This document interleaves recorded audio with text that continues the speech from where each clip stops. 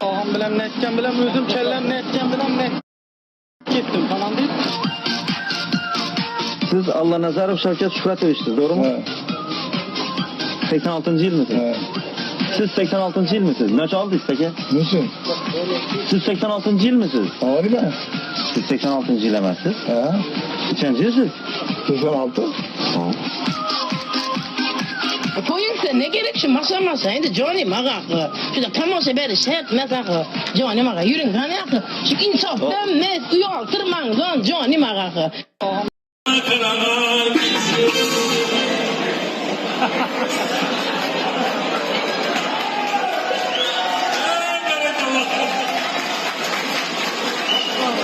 Kapkaldı beni kırın.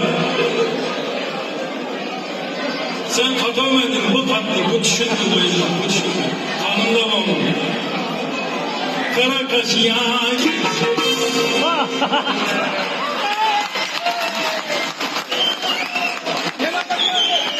Yana kara.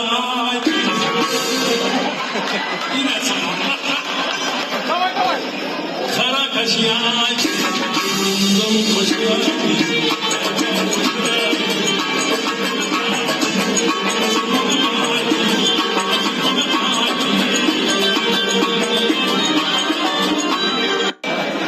Senden korkmuyorum. Benden. Senden korkmuyorum. Yine şu Poşet diyorsun.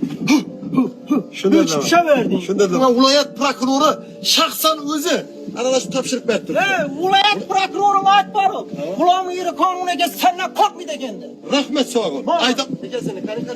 Sen provası yokluğunu bir ispatlat be. Akılsız yiğit. Metkelimin kulağım işini devam ettiresem indi ağzı. Elbette ettiremem. Canım.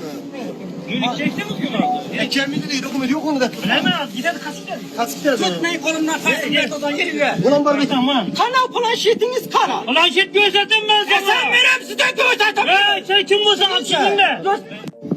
Kızlarda ikide sigirde tortta onu mu? Süt vereydin.